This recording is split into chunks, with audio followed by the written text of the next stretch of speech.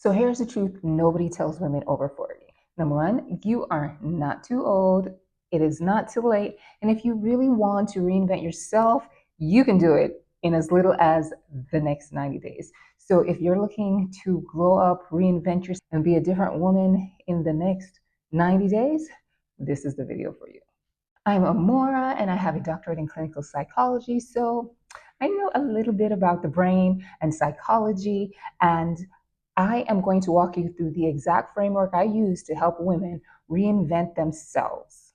I'm even giving you a guide so you can start the first step today.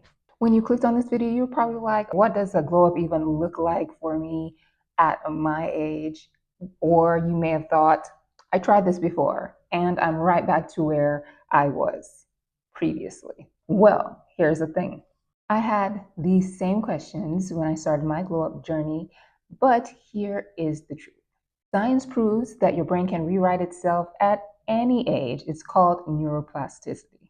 A glow up after 40 isn't really about looking younger. It's about becoming the truest and most elevated version of yourself. And the reason that it didn't stick before is because you didn't have the right systems in place. Today, I'll share with you guardrails that you can implement to make change inevitable. Picture two women at their 20th year high school reunion. My first lady, she went out, she got the dress, she laid the hair, she lost those last few stubborn pounds and showed up with a beat face, right? Woman two, on the other hand, yes, she did some outside physical work, but she took it a step further. So at the reunion, woman A goes and she gets all the compliments, but woman two, she gets more of the quality attention. People are interested in who she is, what she's doing, what she's been up to all these years. They exchange number, they want to connect, they want to keep in touch. 6 months later, woman A is feeling the same that she did pre-reunion, not necessarily happy with herself, and has fallen back into the rut of life. Woman B, on the other hand, she turned into a head turner. When she walks in the room, everybody turns and looks, and there's just something about her that they can't place. That's what I want for you. I want us to turn into head turners, not because we have all our skin out, but because we radiate the energy that turns head and makes us magnetic in a very elegant way. I don't know about you, but acronyms, they help me to remember things. So that's why I created the G.R.A.C.E framework so we can remember all the different steps to the glow up process. And because during this whole process, we have got to give ourselves a little grace. So to understand the G in grace, think about if you were going to renovate your house. We did the lawn and we painted the house, replaced the roof, but we did not do the bedrooms, the bathroom, the kitchen, or the foundation. If we did that, then we would have great curb appeal, but nothing that actually mattered when it comes to your day-to-day living in this house. Sadly, a lot of people look at reinventions, glowing up, becoming that girl in that same way. They focus heavily on the outside aesthetic and not so much on the inside, right? Because that's what people see versus what we actually feel inside. When the irony is, what we feel inside radiates out, and fixing the outside is the easy part. It's the lights are off, everything's quiet. What is my mind doing? That is the real glow up. So to actually start on that part of our glow up, we have to know where we are. So one tool that I use is called the wellness wheel. And the wellness wheel basically enables you to take a life inventory of yourself. It looks at physical, emotional, spiritual, occupational, finance. It looks at all the areas of your life. And what I want you to do is I want you to first thought rate each area 1 to 10. And if you click on the link in the description, the free PDF is there with some questions you can ask to help you score yourself. So I want you to look, after you scored all 8 areas, what you have that is falling below a 5, and especially if you have any 2 or 3s. If you have higher numbers, focus on the 2 lowest. And if you have a lot of ties, then look and see which one of these areas would make the biggest impact in the quality and day-to-day of my life if I was to address them first. And that's where we're going to start. So in my glow up process that I'm going to be doing right along with y'all, I'm going to be focusing on health, working out is how I'm going to address that one. And then physical appearance, I definitely wanted to step into a more aesthetic way that I dress and carry myself. And then I'm definitely pivoting my business with the advent of AI and these tariffs and things like that. I definitely see the writing on the wall. So I'm trying to pivot my business by the end of the year. So those are the 3 areas that I will be working on in my glow up.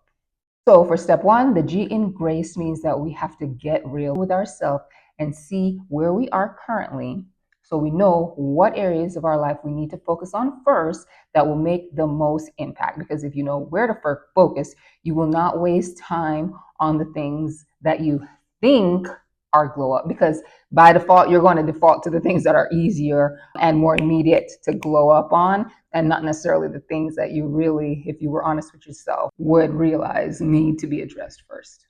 The next step, well, for this step, we need to use a little bit of brain power and create some things. We need to create one of these, a blueprint. Let me ask you something. When you decide on what vacation you are going to take each year, or whenever you do take vacation, I know some of y'all are well traveled. What do? Oh, I want to go somewhere warm. Is that how you spin the dice and pick a place? Absolutely right. Not right. You do your research. You're looking at all the different all-inclusives. Once you settle on one of those, you're looking at all the rooms. Once you actually book it, what are you doing? You're going out, you're buying the clothes, you are envisioning what excursions you're going to do. And by the time the trip comes up, you have done all this planning, all this preparation, and you can almost taste it, what it would be like to be in Mexico or French Riviera or Dubai. You are so excited and it's so real to you. This is the same obsession we're going to use with our glow up. You see, our brain, it needs a clear destination of where we are trying to go. So a lot of people say, oh, I just want to improve my relationships, or oh, I want to have more confidence.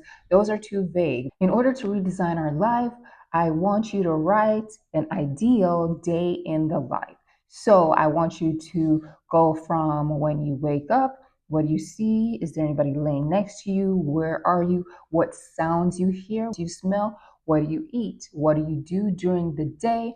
What do you do in the afternoon? What is the bedtime routine? Everything that is accomplished. Write out from A to Z the ideal day in the life of your future self. For my future self, and I'm just going to give y'all a little taste, she definitely has the rich auntie vibe. She is smelling like floral, honey, vanilla spice. She is a very well-known content creator with lots of endorsement deals, her own product line. She has the greatest relationship with her husband and her family, and especially the Lord. And she makes multi-millions a year so she can give back to charity and really impact people's lives. So that's just my ideal self in a little nutshell. But I have a 3-page in detail day in the life. And I know y'all are like, oh my gosh, Amor, that is a lot. Never fear. And in next week's video, I'll walk you through the exact questions that will make writing down this day in the life of your future self a breeze. So you may want to subscribe and hit that like button now so you don't miss that. Next, we have to do some anticipation. Imagine moving from a tiny apartment to your bigger, more lavish, more room dream house. Even though the house is absolutely gorgeous, for the first couple of weeks, you're probably going to run into some problems. You are going to have to open up all the cabinets in the kitchen to remember where you put what. You're going to be reaching for light switches that aren't there because your brain is remembering your old place. And it is going to be a little uncomfortable, even though you've upgraded and this is so much better. Change often feels disorienting at first. On our brains crave what is familiar, because what is familiar is considered safe, and safety of us is our brain's number one priority. Sadly, even predictable misery is preferable to the brain than unpredictable joy. And this is the exact same reason why we stay in some of these situations way longer than we should. So, when you start reinventing yourself, it's going to be brand new for your brain. So, you have to anticipate that your brain is going to throw a tantrum, which it will. This isn't you. You're too old for this. You're not really beautiful. You might be okay, but not beautiful. People are going to think that you're fake. Who in the world are you kidding? Why are you doing this? This isn't going to work. But here's how you fight back. First of all, you need to name your resistance. Let's say we call her Comfortable Carol. She likes things the same, right? When she shows up, just say, "Thanks, Carol, but I'm growing anyway." Or if you don't want to name Carol, you can reframe Carol or come up with some positive self talk that you could stop yourself and say, "No, this feels weird because it's new, not because it's bad." Or, "I don't like this right now, but with time, this will become comfortable and normal for me." Then the last thing you need to do is record micro wins if you can. One thing you need to do is probably start keeping a journal. And if you don't know how to journal, I got you covered on that one too. That's going to be part of our Glow Up series, all the different ways to journal. So, as you can see, it is full, well, almost full. And I just bought this a couple months ago. So, I write almost everything down, and it really does help psychologically and just to keep yourself organized. When you expect the resistance and you have the positive self talk, the reframing, or the comebacks for Carol locked and loaded, then transformation stops being optional and becomes inevitable. So we have gotten real with ourselves, renovated and redesigned our life, and anticipated the resistance. So in the next step, I want you to think about it like this. You found a map, you found a secret. There's a treasure through some wood on the other side, hidden in a cave. You're 100% it's there, and you're 100% that you definitely want it.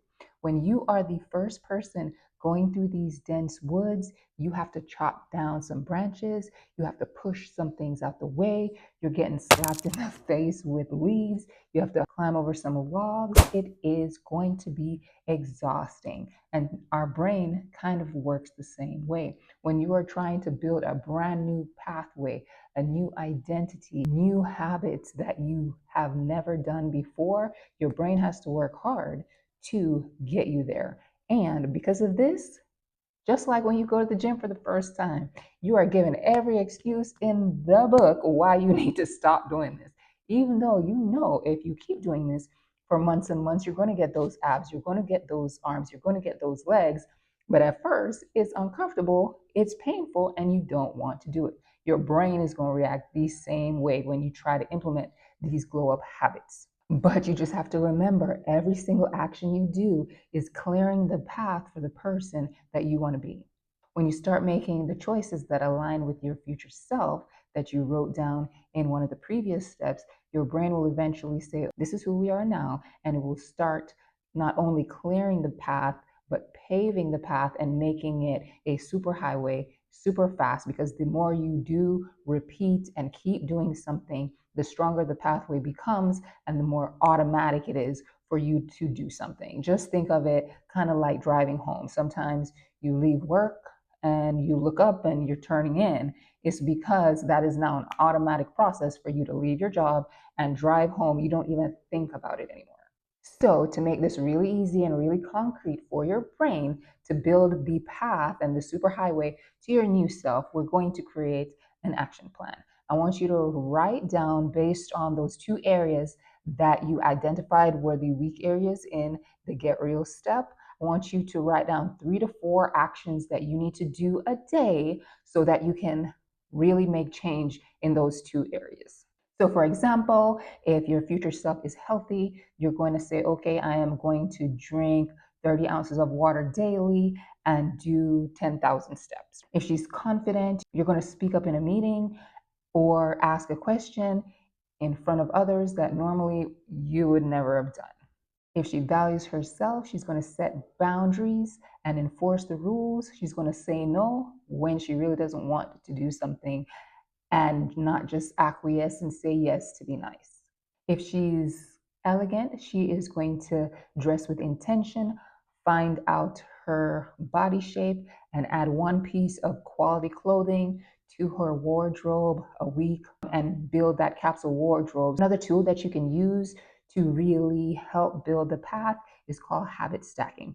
For habit stacking, what you want to do is you want to take one outer action and one inner action and stack them on top of each other. So say you're doing your skincare routine in the morning, what you're going to do is add affirmations to that. So while you're doing the skincare, you're putting on the makeup, you're going to be in your brain saying your positive affirmations to yourself, or you are going to record the affirmations and have them playing while you're doing that. So you're melding the two things that you want to do, the new affirmations, on top of something that you automatically do anyway to make it more automatic. Keep it super simple, but make sure that it is trackable. At the end of the week, I want you to score yourself between a 1 and a 7. How many times did you do the steps? And I want you to shoot for about an 83% rate of actually completing all your must-do tasks that is going to build the habit every week. This is where my brain gave the most resistance. Tracking. I did not want to track. And subconsciously, what does tracking mean? Tracking means you can actually fail, right? And tracking also means, on the flip side, that you know what's going wrong so you can make corrections. And it also means that you know if you're on the right path. Studies have shown that the people who track are about 80% more likely to reach the goal than people who say, oh, I'll just remember, or I'll just do it, and never track it, never score themselves, and never check in to correct the action to get back on the path. So track those results. And remember, it is really not about perfection. If you do end up at a 60% or what have you for a week, just reset and start back over the next week. Here are the guardrails to stick with it. Number one, do your daily tracking and then a weekly check-in, see where you're ranking for the 7 days that week. And then number two, huge thing, have a relapse plan. Because guess what? You're going to relapse at some point, but let it only be for that one day. Make up your mind, reread your ideal day in the life, and ask yourself this one question. Is not doing this worth never experiencing this? Is not going to the gym worth me never looking like I want to look? Is not tracking these habits and making this stick worth me never making the money I want to make? Is not working on my mental health worth me feeling miserable the rest of my life? You fill in the blanks as to what your goals are and ask yourself, if not doing the little baby tasks, the little 3 tasks every day, for the 3 or so months it'll take for it to be really solidified, is it worth you never experiencing what you really want in life? And if it is, then you really don't want it. You've lied to yourself. But for me, every time I check myself, reread my dream life, I am back on track the next day. Because really, procrastination is definitely costing you the life you could be living. And then the third one, that is a great and kind of fun guardrail to implement, would be a relapse jar. Put in $5 every time you don't go to the gym, you don't do your journaling, you skip the skincare, and you need an accountability partner for this one though, because that person is going to be the person who collects the money at the end of the month. So for me, I would do it with my kids, tell them, here's what I'm going to do. I'm going to gym Monday through Friday for 30 days. If mommy doesn't go to the gym on a day, I put $5 in here. At the end of the month, y'all get the jar. They're going to be making sure you go to the gym, depending on their personality, or they're going to be encouraging you not to. But please understand that motivation, because they're checking in, looking how much is in the jar, is going to motivate you too. And depending on who the person is, that's your accountability partner. You're not going to want to disappoint them and hand them the money, right? You're going to want to show that you do what you said you were going to do. So remember, consistent action builds confidence. You don't have confidence first and then do the action. You do the action and it builds confidence and you can do it, and then it becomes light work. So pair all the actions with the check-in, with the guardrails, and change is just about guaranteed. Perhaps the most important step in this whole GRACE framework is the E. And there is one career in particular that has the E down pat. And guess who this career is? It's professional actors. They don't wait till they feel like the person in the role. They become the person in the role. They put on the clothes. They practice the speech pattern. They practice the walk. They even change their body sometimes, lose weight, grow facial hair, dye their hair to embody this character. They immerse themselves in the blueprint, the script of the character, and you know what happens? They embody this character so convincingly that people have accosted certain actors on the street about something their character did in a movie or a TV show because it is so believable that they are this person. Reinventing yourself works the exact same way. You can't really think yourself into being it. You have to embody, you have to take steps and step into your future self. So, here are some evidence based or research backed ways to reinvent yourself and build those pathways needed to really become her. Number one is morning visualizations, 5 to 10 minutes. Neuroscience shows that your brain cannot really distinguish between visualizing something happening and something actually happening. So spend 5 to 10 minutes really visualizing yourself as your future self. What is she doing? A day in the life. What is she wearing? Her daily routine. This will prime your brain for behaviors that you want to embody. And then journaling, right? I am the type of person who dresses elegantly everywhere I go. I am the type of person who doesn't let people walk all over me. I am the type of person that makes $5 million every year. I am the type of person who prioritizes her health and speaks up for herself. And then there's also mirror work. So, in doing mirror work, you look into the mirror daily and you say things like, I am becoming more confident every day. I trust my decisions. Even when I am uncomfortable, I will still follow through with the actions that I said that I was going to do. So, all of these practices that I've shared with you are not just feel good, rah rah things. They're actually based in neuroplasticity and backed by science. Each time you repeat a mental or a physical behavior, you're actually rewriting your brain and strengthening that particular pathway. And each time you do something, you are making the pathway thicker, faster, and more automatic. Within 30 to 60 days of consistent practice, growth stops feeling like effort and starts feeling like you've come home to yourself. So don't worry if you don't know how to do the journaling, how to do the mirror work, how to do the visualization, because all of that too is going to be part of this series. I'll be creating detailed walkthrough videos of mirroring, journal work, and visualizations. So like and subscribe so you don't miss those videos.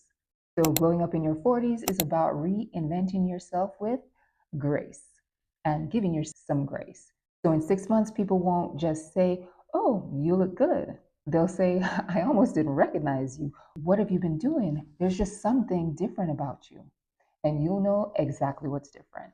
If you haven't already, don't forget to download the PDF of the Wellness Wheel so you can start getting real with yourself and assessing your life and identifying those 2 to 3 areas of your life that you want to immediately start working on. Until next time, go be gorgeous with grace.